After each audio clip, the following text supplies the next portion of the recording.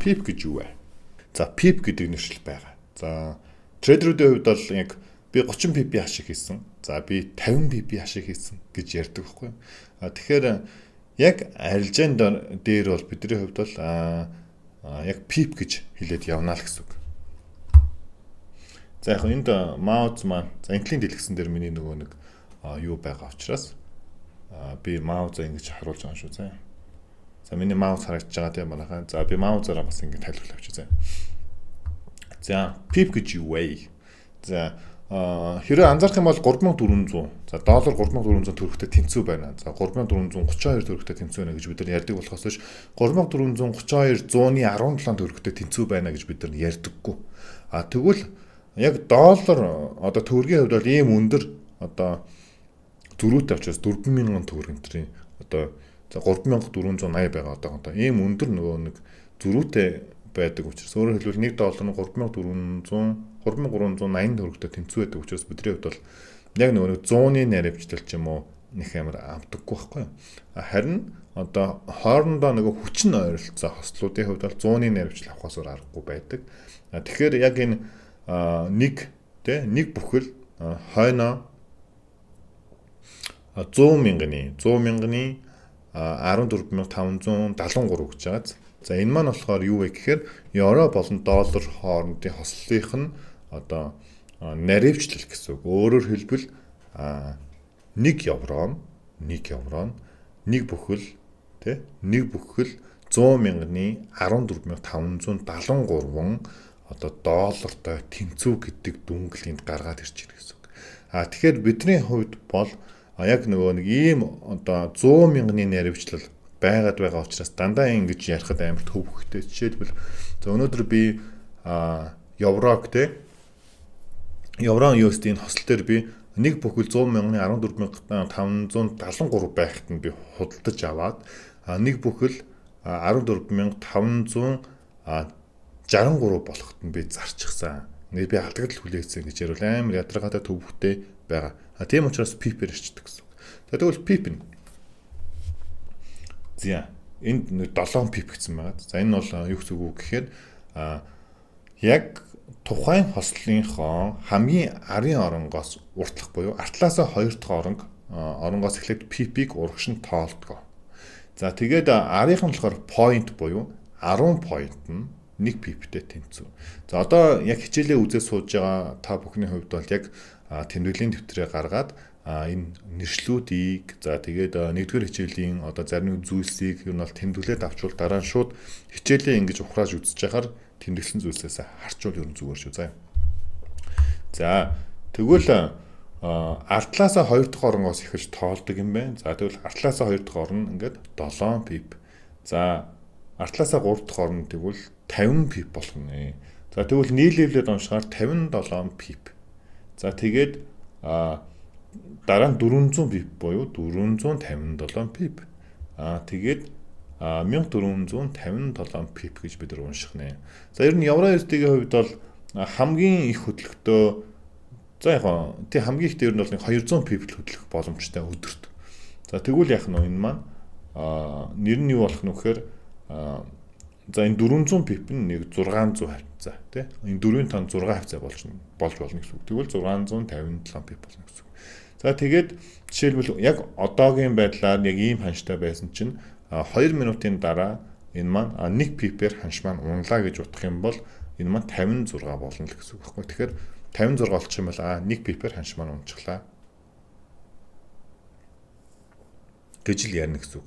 За яагаад энэ PIP-ийг ингэж ярьж байна вэ гэхээр одоо бидний арилжаанд ороход нөгөө нэг ашиг алдагдлал маань PIP-ээр хэмжигддэг.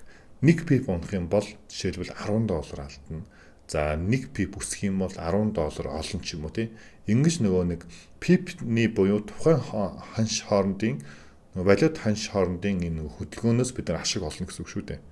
Энийг бол бүгд ойлгож байгаа тий. За тэгвэл дараагийн слайдаа бүгдээр харцгаая. Энэ Маоз маань хаашаа тийм явчих. За энд байна. За тэгвэл PIP-ийг бид нар мэдснээрээ одоо ямар давуу талтай вэ гэхээр энэ lot size гэдэг зүйлсийг бид илүү их ойлгох тохиом болно. Маркет дээр валютын багц нэгжээр оролцдог ба арилжаач дансны хэмжээнээс хамаарч лото тохируулж арилжаанд оролцсноо. За жишээлбэл энэ маань юу гэсэн үг вэ гэхээр бид нэр олон улсын зах зээл дээр арилжаанд оролцохдоо хүссэн дурын дүнгээр оролцох боломжгүй. За жишээлбэл би $3 оръё. За би $5 оръё. Гэт оролцох боломжгүй. Цаанаасаа нэг юм багц өгсдөг гэсэн үг. Өөрөөр хэлбэл юм боодол мөнгөнүүд л байдаг. Бид нар боодол мөнгөөр оролцох ёстой гэсэн үг. Тэгвэл энэ одоо хэмжээг нь lot size гэж нэрлэдэг байгаа. Lot size гэж нэрлэдэг байгаа. За тэгвэл үндсэн стандарт лот нь буюу стандарт лот гэдэг байгаа. Таг нь харж байна уу? За 100,000 гэсэн байна. Энэ л нэгж нь одоо ширхэг гэсэн үг. 100,000 ширхэг. За тэгээд volume гэдэг дээр 1 гэсэн байна. Энэ болохоор нөгөө нэг стандарт 1 лот гэдгийнх нь одоо тэмдэглэг нь 1 лот. За тэгвэл эндээс харах юм бол юу гэсэн үг вэ гэхээр стандарт лот гэж байд юм байна. За стандарт лот нь 100,000 нэгж буюу жишээлбэл 100,000 евро. Эсвэл 100,000 доллар. 100,000 одоо Канада доллар гэсэн үг байхгүй. Тухайн улсын 100,000 ширхэг нэгж гэсэн үг. Валютын нэгж гэсэн үг. За тэгвэл 100,000 тухайн улсын нэгжээр оролцохыг одоо стандарт 1 лот гэдэг юм байна. За тэгээд тэр нэгийн тоогоор тэмдэглэдэг. За тэгвэл дараа нь мени лот гэж байна. Мени лот нь 10,000 тухайн улсын валютаар оролцсон. За тэмдэглэгээ нь 0.1 гэж тэмдэглэдэг. За микро лот 1000 ширхэг тухайн улсын нэгжээр оролцсон буюу 1000 ширхэг $1000 оролцсон гэсэн үг. За тэгээд тэг 100-ны нэгээр тэмдэглэдэг байна. За нано лот. За нано лотын хувьд бол зарим брокер дээр энэ сонголт байхгүй, ийм данс байхгүй. Зарим брокер дээр ийм данс байгаа. За 100-аар оролцсон. За энэ бүр тэг 1000-ны 1. Тэг 1000-ны 1 гэж тэмдэглэнэ гэсэн үг.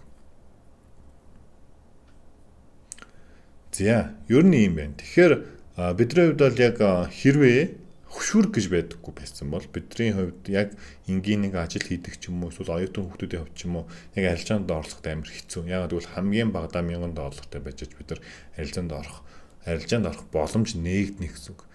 Яагаад гэвэл тэр нанолот гэдэг маань ихэнх брокер дээр байхгүй. Яг хоо эксэн брокер дээр байгаа. Одоо ер нь бол ихэнх брокер дээр байдаггүй байхгүй юу? Бүр юм одоо $100 ч юм оролцох боломж байдаггүй гэсэн үг.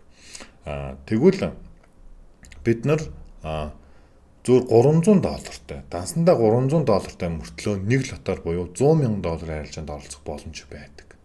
За үүнийг болохоор одоо leverage буюу хөшүүрэг гэж нэрлэдэг.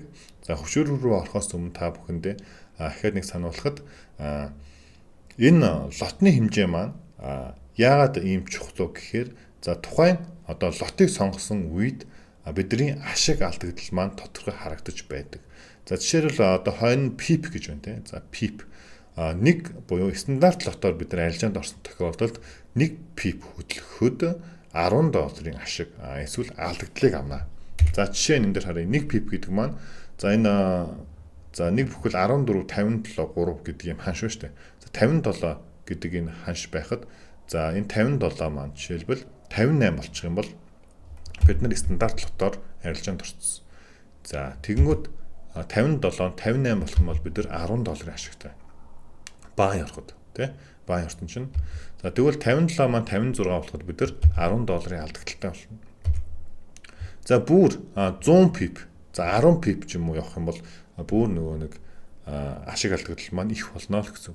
За тэгвэл 57 маань 67 болох юм бол $10 өсчихлөө. Тийм учраас бидний хувьд $100 ашиг хийчихлээ гэсэн үг. Окей. За гэх мэтчлэн байна. За тэгвэл мени лот буюу 0.1-ээр бид нар EURUSD дээр buy захиалганд оръё. За 57 маань жишээлбэл 58 болоход бид нар $1 ашигтай. За 67 болоход бид нар $10 ашигтай байх нэ. За яг энэ зүйлийг ойлгохгүй байх юм бол миний яг энэ PIP болон lot size хоёрын хооронд сая ярьсан тэр зүйлсийг ахин дахин сонсоод ойлгоорой заа юм. Ягаад гэвэл яг энэ ойлголт маань бидний цаашдаа арилжаанд ороход дандаа одоо мөрдөгдөх дүрэн байх нэ. За тэгвэл микролот буюу тэг 100-ны 1-ээр арилжаанд ороход нэг PIP хөтлөхөд 10 центний ашиг юм уу алдагдлыг хүлээх нэ. Тэгэхээр үүн дээр бид нар юугаа анхаарах хэрэгтэй гэхээр та $100 данс нээсэн бол хамгийн бага лотыг. За $1000 данс нээсэн бол нэг мини лотыг. За $10,000 бол нэг стандарт лотоор ч юм уу арилжаанд орох боломжтой болчихж байна гэсэн үг шүү. За ийм байна.